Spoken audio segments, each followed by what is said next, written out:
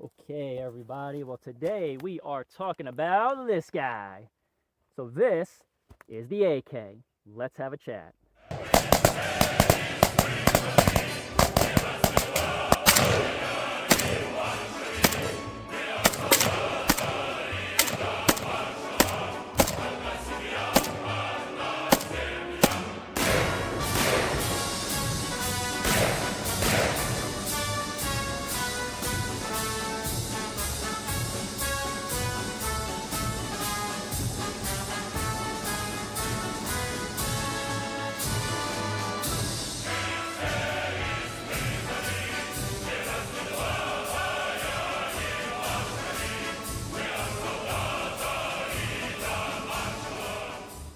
So this isn't going to be too much of like a history behind the gun or anything like that.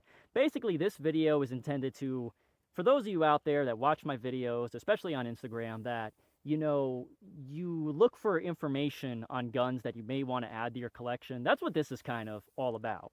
This is for those of you that, you're thinking of adding an AK to your collection, and hopefully I can get you started on the right foot.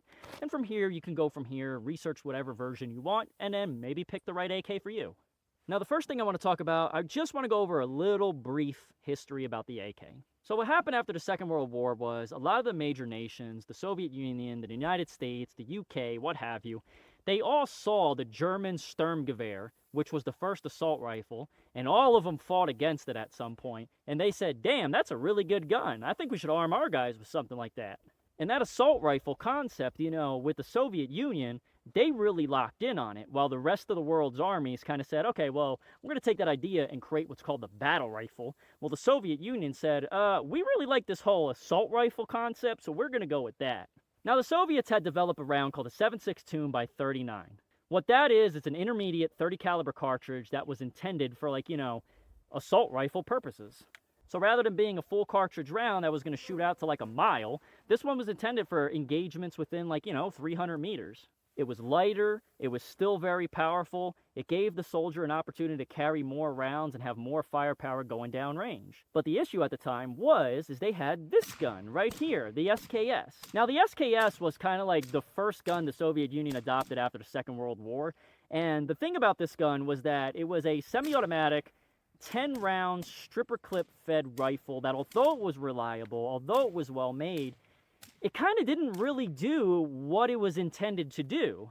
So in stepped a Soviet tank sergeant who had been wounded during the Second World War. He had come up with a design for a submachine gun, and what ended up happening with him was that he went on to create an assault rifle.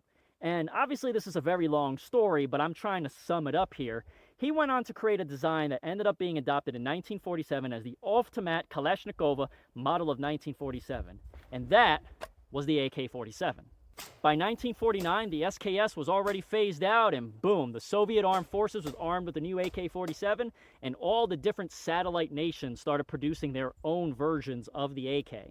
Now, the reason I wanted to touch briefly on the history is because that's an important part right there, these satellite nations. So what ends up happening here is throughout the world, you see AKs all over the place, but the reality is very few of them are actually AK-47s. In fact, most of them are derivatives or AKMs that were produced by different satellite nations. The Chinese, their AKs, they're all over the place. The Romanian ones like this one, they're everywhere. The Polish Type 3s.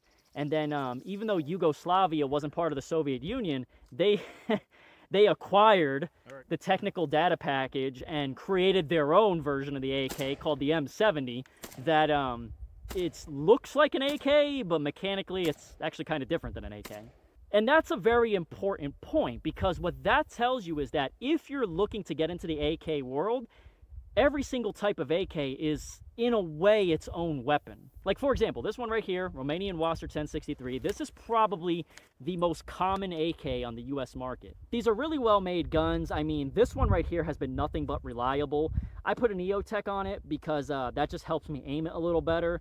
And my follow-up shots with this gun are real good. I'm able to keep it on target. I mean, it's a very well-made gun, and I have it set up the way I like it.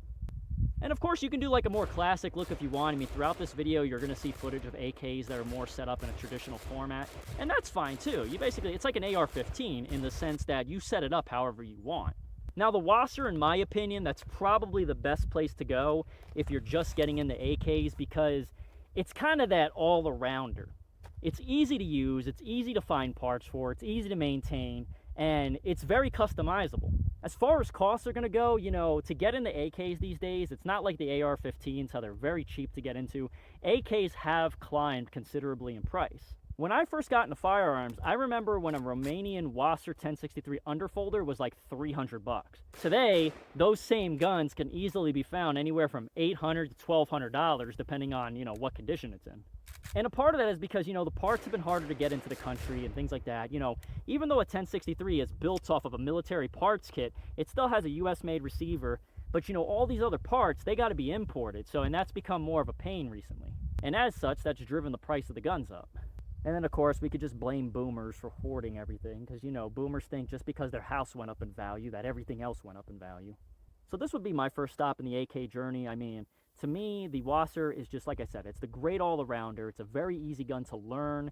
It's very easy to use, and it's not much different than the original AKM pattern rifles anyway. It'll take a lot of the same parts. And then, of course, once you get used to a gun like this, you can start moving on to crazier ones. Like, for example, there's the Hungarian AMD 65 is one of the more funky ones. I love those ones.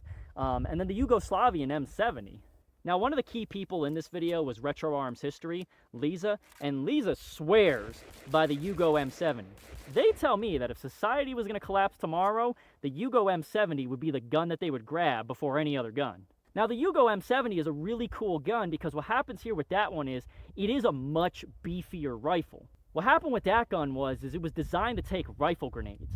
Now, I know that sounds like a situation where you're kind of like, well, why does that matter? Well, what happens is when a gun is taking the pressure of a rifle grenade up front, it has to have bigger, beefier parts. And as a result, you have a gun that's built like an absolute brick house. And the M70, it comes in a couple different variations. There is an RPK version of it. There's also the M92B, which is a short barrel version that's really cool. The gun's like a little miniature flamethrower with the fireballs it shoots out of it. And then we can start getting on the other guns, like higher quality AKs, like, for example, the Arsenal SAM-7. Now, the SAM-7, I'm going to go ahead and put it in the higher quality rung. Some people watching this video are going to disagree with me big time, saying that, oh, we hate that gun, blah, blah, blah, blah, blah. Look, I think the general consensus is that the SAM-7 is more of a high-end AK. So if you want to compare it to ARs, while this right here is Colt, I would say that the SAM-7 is kind of like Daniel Defense. Then you get into some of the pre-ban ones. Like, one thing that's going to shock you is, even though I'm not a person that likes buying Chinese-made products, the Polytech and Norinco AK-47 series guns, they are phenomenal weapons. And then we get into the topic of things like, you know, the more specialized ones, like the RPKs, things like that, you know, the light machine gun versions. There is a Romanian RPK out there. From what I've seen, it's pretty well built. Nowadays, you put an FRT in it and really have some fun with it.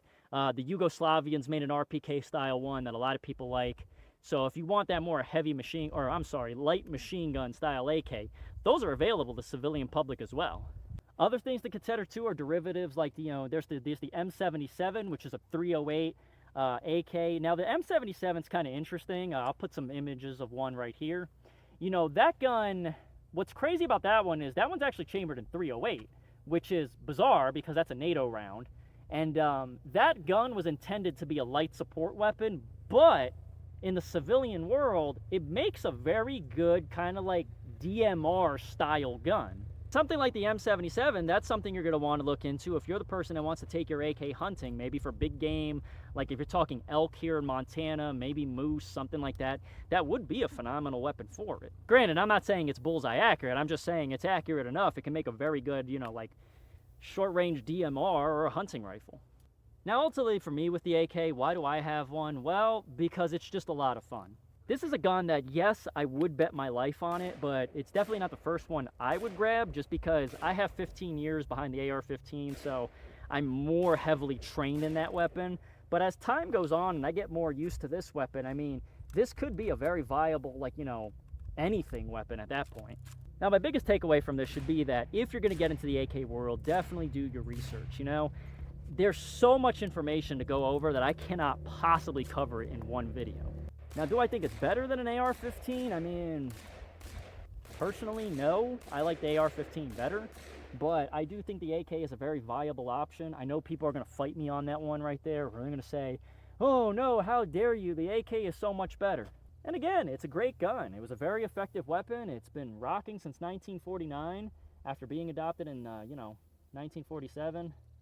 And it's a great gun. I mean, it's a phenomenal weapon. And I do think every gun owner should have one in their collection. I mean, it's a great gun to understand, great gun to fire. It's a lot of fun. Definitely look into one. You know, if it's something you want to add to your collection, just do your research on which one's best for you, and I say go for it. But that's enough babbling for me. Let's just have some fun shooting it.